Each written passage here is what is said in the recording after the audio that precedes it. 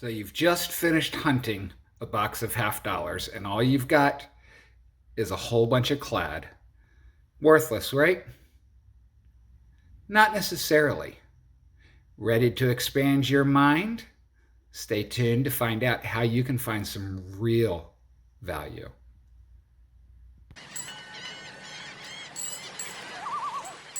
What's up, everybody? It's just another average stacker, and once again, we are going to do a little bit of a different type of video. Mainly as a beginner's course in coin roll hunting of Clad Kennedy half dollars. I've been seeing a lot of questions of what to look for and that sort of thing, and I never thought that I would be one to put out an instructional video, but I thought that it could be basic enough. We're going to not dive too deep, and we can cover some different things that you, as a true novice, can take away and potentially put some money in your pocket. Now, as I go through my boxes of halves, I set aside all of the particular years that we're getting ready to look at and save up a whole bunch of them and then do a stream just for searching for errors. So the coins that I set aside, let's take a look at these. We have the 1971D, the 1972 Philadelphia, the 1972 Denver, the 73 Denver, the 74 Denver, the 77 Denver, and whoops, I missed one over here, the 82 Philadelphia. So we know which years we're going to look for errors on, but what do we actually look for? So for that, we're going to jump over to PCGS website. We're going to pull up some photos to show you exactly what you can look for. Be right back. All right, welcome back, everybody. And as you can see, we currently have the website for PCGS up. I have funneled through the price guide to pull up the Type 3 copper nickel clad Kennedy half dollars. And as you can see, going down the left-hand side, it shows all the different years, different mint marks, etc.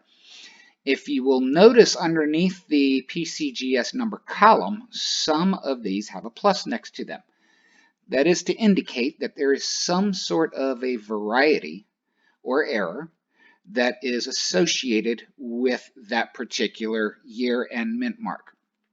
So the coins that I particularly look for, and this is by no means all-inclusive of all types of errors that are out there on coins, but for me personally, I'm at the point where I only look for the PCGS recognized errors in Kennedy half dollars.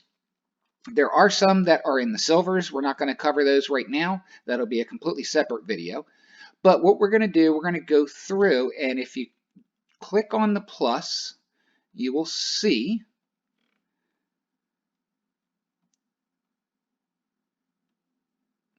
that it shows multiple different errors underneath of that particular mint mark. So what we're going to do, we're going to start with the FS101, and I'm going to pull up a picture of what we are looking for, and where you see the word trust on the obverse, you can see the split line right here. You can see where my cursor is on the R. You can see a line that runs up the leg of the R, and you can see some doubling at the top of the U, as well as a double line coming down the right-hand side of the U. And you can also see some doubling on the S right through here and on this left side of the T on the bottom. So as you're searching through your coins and you find a 1971D, you can throw it underneath the scope and take a look at that. But if you remember, there was also an FS102 associated right here. And what that is on In God, we also have doubling. And the primary is right here on the I, where you see the double serifs on the bottom, as well as the top, and on the N right here. and the bottom of the leg here. There is some slight doubling up through this side, but it's very difficult to see, and some split serifs along the top right-hand side of the N. And then you also have a doubling on the serif here on the D, and a slight line around here. So that is what you're going to be looking for on the 1971D. The next one that we have is the 1972, and this is the FS101. And what that is, you can see some strong doubling in the word trust, where you've got double serifs on the U. You've got a fairly prominent line running down the right-hand side of the U, doubling going up the leg of the R. You've got split serifs on the bottom of the T and the R, excuse me, as well as some doubling on the right-hand side of the T here. So that is your 1972. Then we have the 72D, no FG. This is probably the easiest one to look for. So on the reverse of the 72D, the initials, the designer's initials are generally located right here. And when these dies were used to save them and make them last longer, the workers would polish the dies to get out marks and so forth and nicks and to make it a cleaner punch. And over time in polishing, they actually polished off where the initials would be.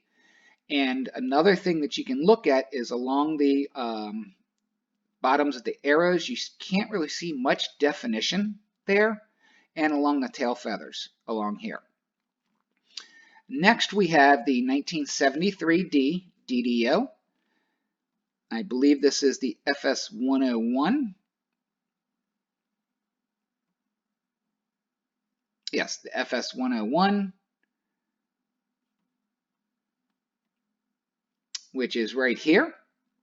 And this one's a little harder to see underneath the microscope, but you've got a little bit of doubling through this right-hand side of the 3. And the best indicator is going to be right here on the S, where you've got these double serifs right here.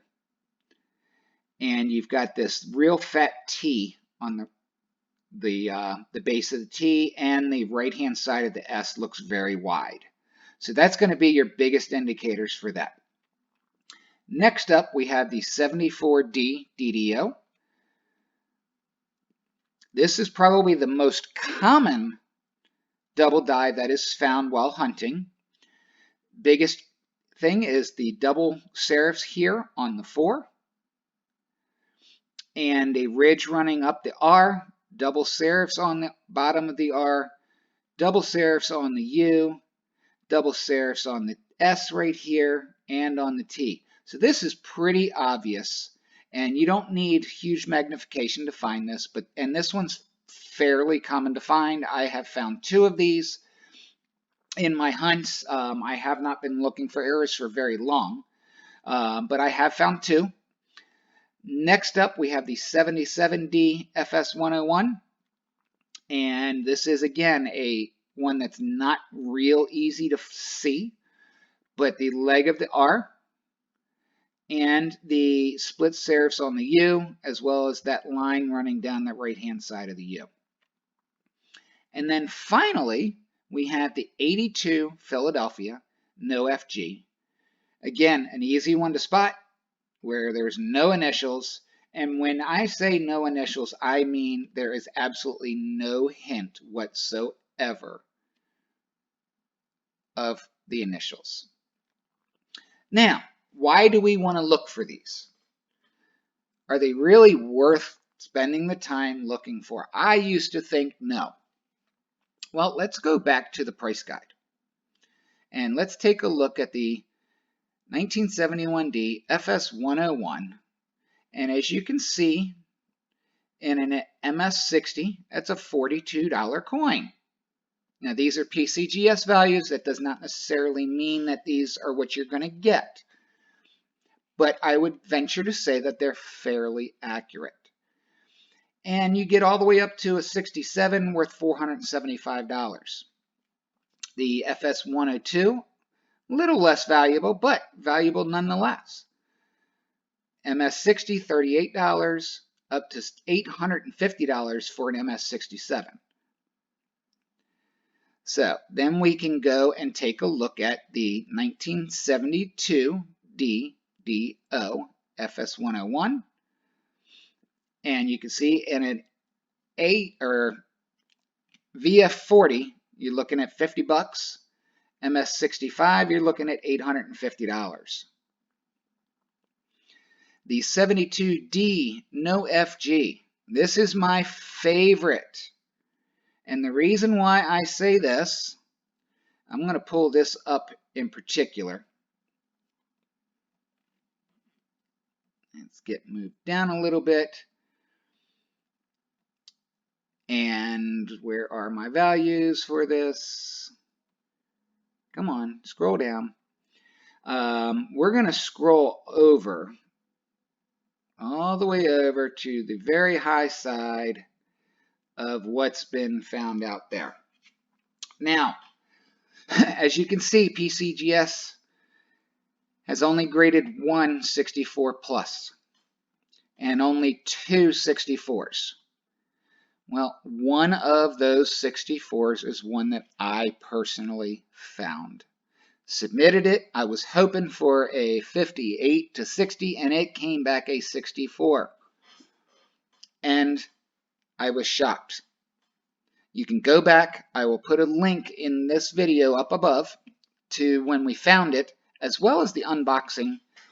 I recently sold that coin on eBay for $2,000. It cost me $88 to get it graded, plus 50 cents for the coin itself. So that was a pretty hefty profit for finding an error and taking a little bit of time. So that's why that one is my personal favorite, because I made a killing on that one. The 73D DDO FS101 in a VF40, you're looking at $20 up to $675. Take a look at the 74D. $28 to $12.50. So a good condition can be worth a lot of money up here. The 77D DDO FS101, $30 to $700. And then last but not least, the 82P. Oops, I went a little too far off the screen.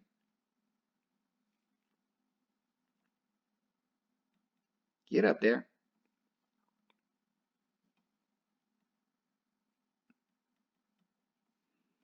We'll open that up and we'll see the no FG, and it can be up to $3,500. Of these coins that I have found the 72D no FG, and I have found two 74D DDOs. As I said, I'm still fairly new to actually hunting for errors. But these are things that you yourself can take a little extra time sorting through while you're looking for the silvers. Take it to the next level. I hope this has been helpful for you. Leave a thumbs up, subscribe to the channel, and this is just another average stacker saying good day and good hunting.